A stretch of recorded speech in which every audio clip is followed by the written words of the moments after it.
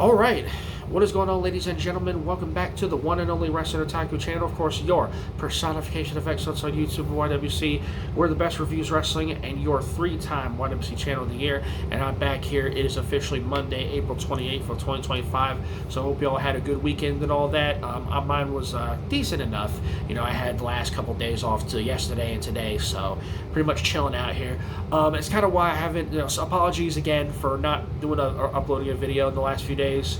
When was the last time I uploaded? Like Friday, I believe, or yeah, Friday, late Saturday, or early Saturday, I should say. But yeah, so I've just been kind of, enjoying myself more or less, and I've just been, focus on myself pretty much. So that's kind of why I haven't done a video recently, but wanted to get back to back to the content here, back on the grind, if you will, of video making content, all that kind of stuff. So thanks to you guys, appreciate y'all sticking around, and hope you guys have been enjoying the content I put on the channel thus far. I actually did a video earlier before this a little while ago, a short video talking about AEW's Grand Slam Mexico show selling out in 2 days. Hope you guys watched that video and enjoyed that video. But here, wanted to do a video I've been meaning to do since Saturday. But so today I'm going to be giving my thoughts on the Ravens NFL 2025 NFL draft picks. Now, I did reactions to the first three picks, the first round, second round, and third round. Of course, the last one I did on, like I said, Friday, late Friday, going into Saturday. And so today I'm going to be giving you my reaction to the remainder of the Ravens selections, and I'm talking about the day 3 picks, rounds 4 through 7. And instead of doing one video at a time where I give my individual reaction, I'm just going to do it all in this one video. I'm just going to react to their entire day 3, all their day 3 selections, rounds 4 through 7. So I just don't feel the need to do a reaction individually like I may have done in the past. So I just feel like doing it all in one video, just kind of getting it all out of the way here. So before I kind of get into it, the Ravens, and it's been, again, it is Monday, the draft wrapped up on Saturday, so had a couple days to kind of really look back and kind of digest and really, let it sink in. It's, the Ravens looking at their draft class as a whole, and they've certainly got some impressive names, and there's some aspects to this draft class that are really kind of head scratchers to me, which I'll get to when I get to the video here. But yeah, so generally speaking, the general consensus in terms of draft experts, and I've been to the Ravens web page, or the Ravens have their own web page, obviously, where they of course divulge, they have a bunch of their own articles and news and videos and such, and went to other sites where they talk about that do draft coverage, NFL draft coverage, and the general consensus is the Ravens had a good draft. A lot of people are rating it pretty high up there. They got A's, some people give it a B, B plus, B, some people give it a C, stuff like that. But the general consensus is the Ravens had a good draft this year. Me, I think I'm kind of on the fence. I do think they had a solid selection in terms of the first half, but the back half, not so much. But anyway, so that being said, let's get into this here. So I'm going to just run through rounds 4 through 7, the rounds 4 through 7 selection. The remaining 8 picks, because, again, start 3, they had 11 as a whole, 11 in total.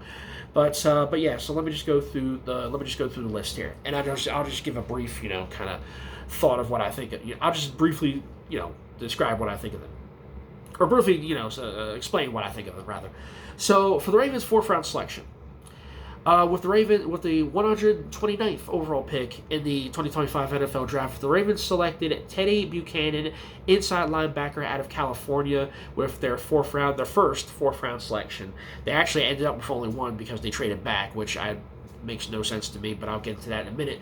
But anyway, so this guy, I looked him up a little bit, and honestly, I don't understand why they selected him here, because first off, you don't need an inside linebacker. You certainly don't need to draft one in the 4th round, because you still got Roquan Smith, one of the best fucking inside linebackers in the game right now, multiple-time Pro Bowler, and then opposite him you have Trenton Simpson, who they drafted out of Clemson a couple years ago. And I get it, they apparently parted ways with Malik Harrison, which sucks.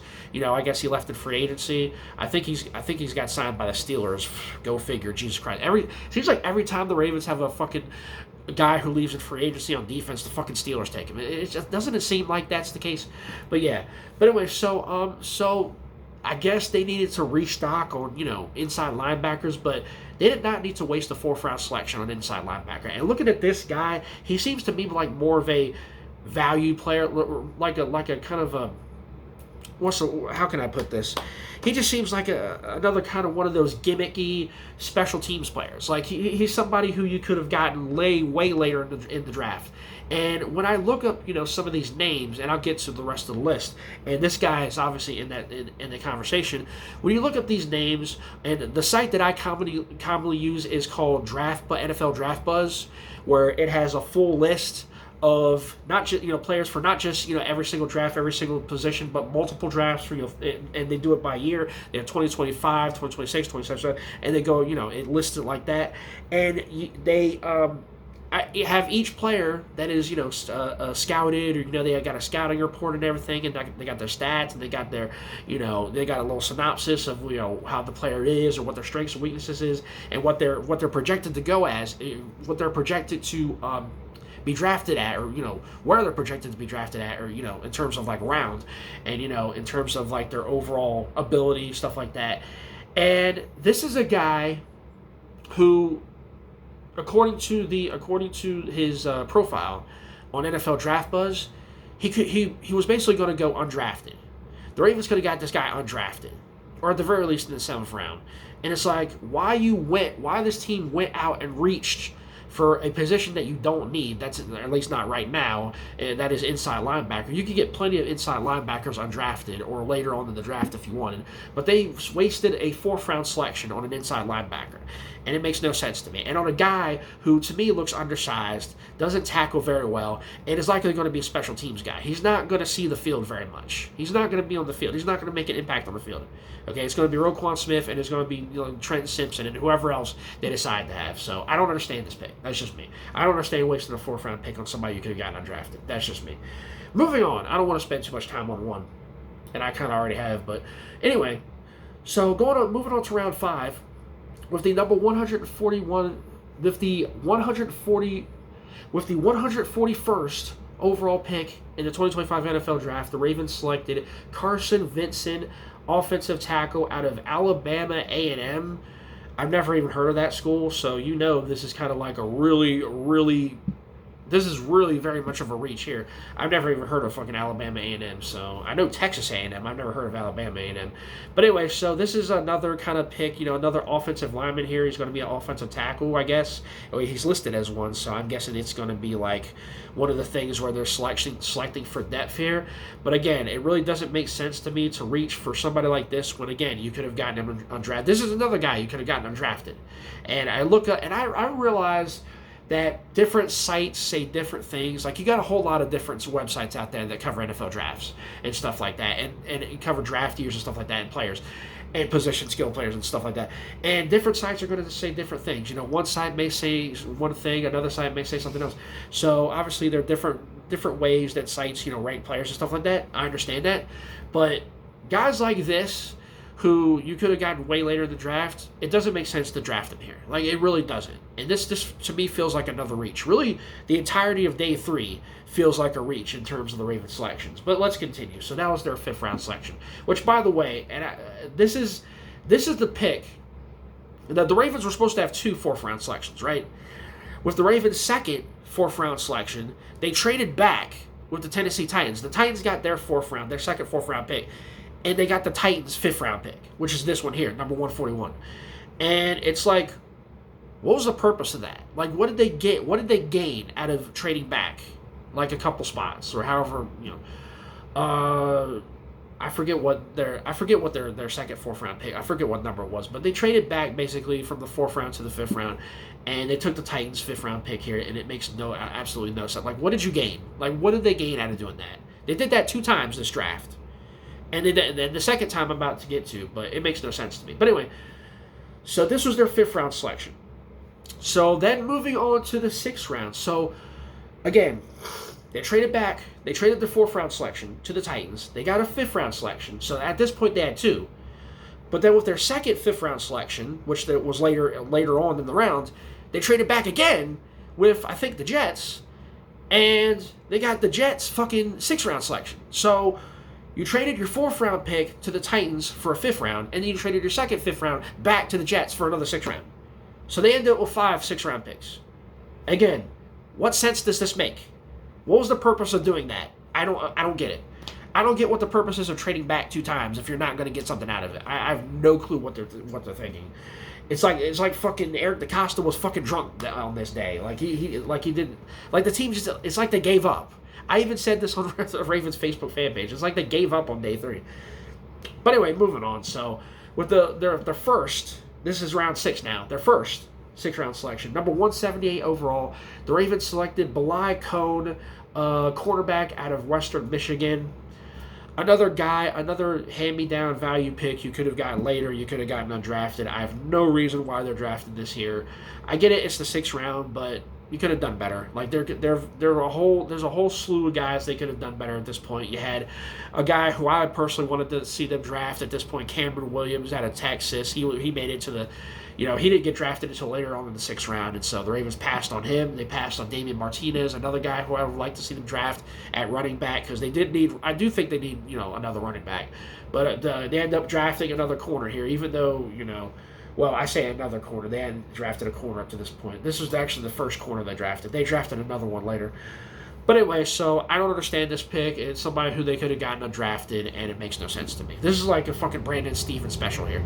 And Brandon Stevens is no longer with the team, by the way. I remember years ago when Brandon Stevens was drafted in the 4th round, and he was a guy who they could have gotten undrafted, and it made no sense to me then. I even complained about it. I was like, why are you drafting fucking Brandon Stevens? A guy you could have gotten fucking undrafted, and you take him in the 4th round, and then look how he ended up. Garbage. And he's no longer with the team now. Go figure. Anyway, so then we get to our second 6th-round selection here at number 186 overall. The Ravens select Tyler Loop, kicker out of Arizona. They drafted a fucking kicker in the 6th round. So it's obvious why they made this pick. Like, you got all this shit going on right now with Justin Tucker, all these allegations of sexual misconduct. You got a bunch of women coming out claiming a bunch of stuff about him, which I personally think is bullshit. Like, Justin Tucker, to me, does not seem like that kind of guy. But anyway, the Ravens selected a kicker here, and it's obvious what they're doing here. Like, this is them basically getting assurance in case something happens with Justin Tucker, who apparently he's under investigation now for these allegations against him. So, the jury is out with that one. I guess we'll have to wait and see when it comes to him. I just don't know. But they drafted a kicker here. That's obvious what the Ravens are doing. So the future does not look. This doesn't bode well for Justin Tucker. Let's just put it that way. And of all the kickers that they could have drafted, this is literally, according to NFL Draft Buzz, this is the worst one they could have drafted. Like, there were a couple of people saying, oh, he kicked, he had a couple of 60-yard field goals that he made or something like that.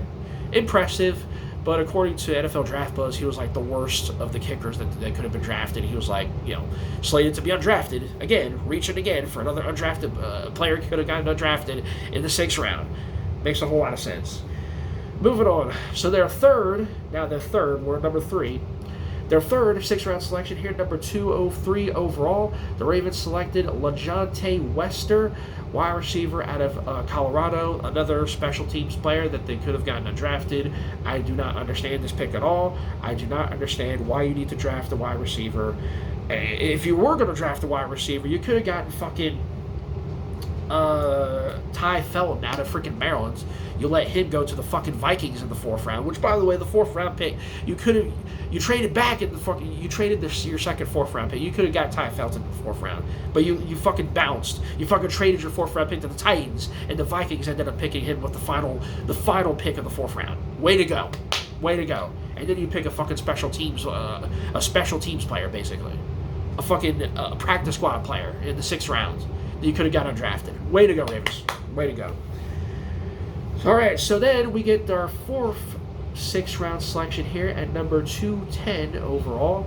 The Ravens selected, forgive me if I messed this name up, the Ravens selected Aeneas Peebles, defensive tackle out of Virginia Tech. I actually don't mind this one because this was one of the only selection, day 3, that was actually worth a draft pick here. He was actually slated, according to NFL Draft Buzz, he was projected to go 5th round, and they got him 6th round here. So solid pick. I've actually watched him, some highlights on him.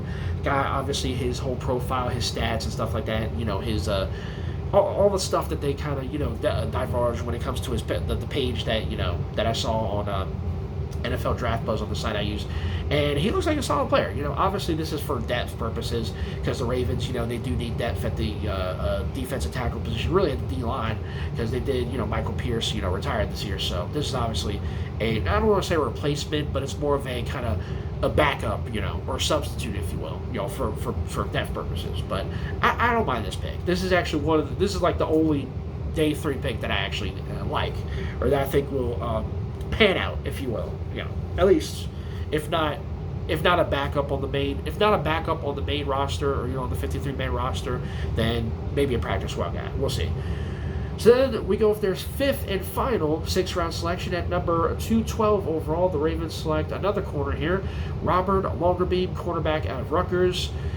Kind of an interesting pick. They're another corner they drafted, so what was the point of getting, Bilal Cohn, and then you draft another corner? It kind of really doesn't make sense, but okay. You could have went running back here. You could have got Damian Martinez, who he wasn't taken until the 7th round, but let's get 2 corners.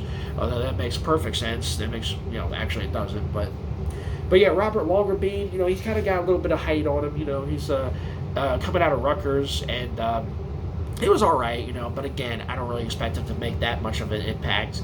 I really don't expect a lot of these guys to even make the team, maybe in the practice squad, but, it is what it is on that. But we'll see what he does. I'll keep an open mind in terms of that one. But another player, much like the others, who they could have gotten undrafted on the 2nd or the 7th round. Speaking of which, so the Ravens' final pick, their 11th selection in the 7th round, pick number 243 overall, they selected Garrett Dellinger, offensive lineman out of LSU. Another, great value pick here. It's like, it's 7th round. They could have gotten undrafted, but it's whatever. So I'm not really going to complain too much about that one because it is a 7th round pick. You're not going to get a whole lot of quality with a 7th round selection. But yeah, so, he was, it says offensive lineman. Apparently he played guard and tackle, so I'm not really sure what the Ravens' plan with him is. Maybe have him, again, for depth, maybe either at tackle or at guard. If he makes the team, that is. But yeah, we'll see. But anyway, so that's pretty much the entirety of it. So those are all the Ravens' day 3 selections, all their rounds 4 through 7 picks. So let me just recap real briefly here. So round 4, number 129 overall, Teddy Buchanan, inside linebacker out of California. Round 5, the round 5 selection, number 141 overall, Carson Vincent, offensive tackle, Alabama A&M. Round 6, number 178 overall, Bilal Cohn, cornerback out of Western Michigan. Round 6, number 186 overall, Tyler Loop, kicker out of Arizona. Round 6, number 203 overall, LaJohntay Wester, wide receiver out of Colorado. Round 6, number 210 overall, Aeneas Peebles, defensive tackle out of Virginia Tech. Round 6, number 212 overall, Robert Longerbeam, cornerback out of Rutgers. And finally, round 7, number 243 overall, Garrett Dellinger, offensive lineman out of LSU. So that is the entire Ravens Day 3 draft. Those are all the Ravens Day 3 draft picks, and that concludes the Ravens draft class for the 2025 NFL Draft as a whole. Again, you guys have already seen my picks for rounds 1 through 3. My reactions to the Ravens' 1st, 2nd, and 3rd round selections. So with that being said, just a quick kind of summary, just to give my thoughts on the whole thing. I personally think this, if I'm being honest here, and I stated this on Facebook too, on the Ravens Facebook fan page when they basically posted about when they concluded the draft and they had the whole draft class or whatever in the post. To me personally, this was one of the weaker drafts in the Eric DeCosta era. Like, if I'm being honest, the first couple, outside of the first 3 rounds, this is one of the weakest drafts I've seen. In terms of quality of players, in terms of draft picks themselves, this is one of the weaker drafts that Eric DeCosta's ever had. The first 2 were great. The first 2 picks, round 1, they got my guy, Malachi Starks, who I've been wanting the Ravens to draft badly because they need fucking safety help. They need a fucking safety because they need fucking secondary players. But that was a great selection for them. He slid all the way down to the Ravens, got him at 27. That was a great pick. Excellent pick there. Their 2nd round pick, Mike Green, I thought was really good too. He's actually kind of grown on me. I actually think that's an excellent pick as well, considering he was projected to go 1st round and he slid all the way down to the 2nd round, which Of course, we found out later it's because of off the field troubles because of allegations against him. Kind of similar with the whole Justin Tucker stuff, the whole Justin Tucker situation. And Mike Green had some allegations on him, and that's kind of why he slid as far as he did. But production-wise, he's one of the best edge rushers in the draft. Like I said, he was projected to go first round, mid to early first round. He had 17 sacks in college last year, which led the nation. He led the FBS in sacks last year. He was the sack leader, had 17, and so the Ravens got a guy like that, and that's a great pick for the Ravens. Especially again, they need defense, they need edge rushers. Their round three selection, Emory Jones, offensive tackle out of LSU, which he's listed as an offensive tackle, but apparently they plan on having him be guard or whatever. And I commented, on the when the Ravens drafted him, I commented on the Facebook fan page about him, and people were telling me, "Oh, he's going to be a guard. He's going to be a guard," but he's freaking listed as a tackle. He's listed as an offensive tackle. So if they want to have him be a guard, whatever. But if he's going to play guard, whatever, that's fine, I guess. But I don't understand. Like, he's listed as offensive tackle, but they're going to have him play as guard, whatever. But anyway, so that's kind of a head scratcher to me because he's kind of a guy you could have gotten in the later rounds. I personally would have preferred somebody like a Cameron Williams, as I mentioned before, out of Texas. You guys have heard me talk about him in previous videos. But not a bad pick per se, but it's just somebody you could have gotten later. Like, he was projected to go like 5th round, I think, 4th or 5th round, and they got him in the 3rd. You could have gotten somebody better, but that's just me. But I guess kind of a wait and see on him. I'll keep an open mind when it comes to him. But they're day 3 picks.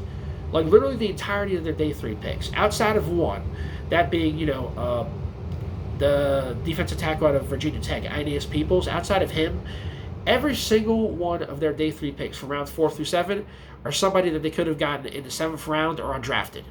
Like, I'm not even joking.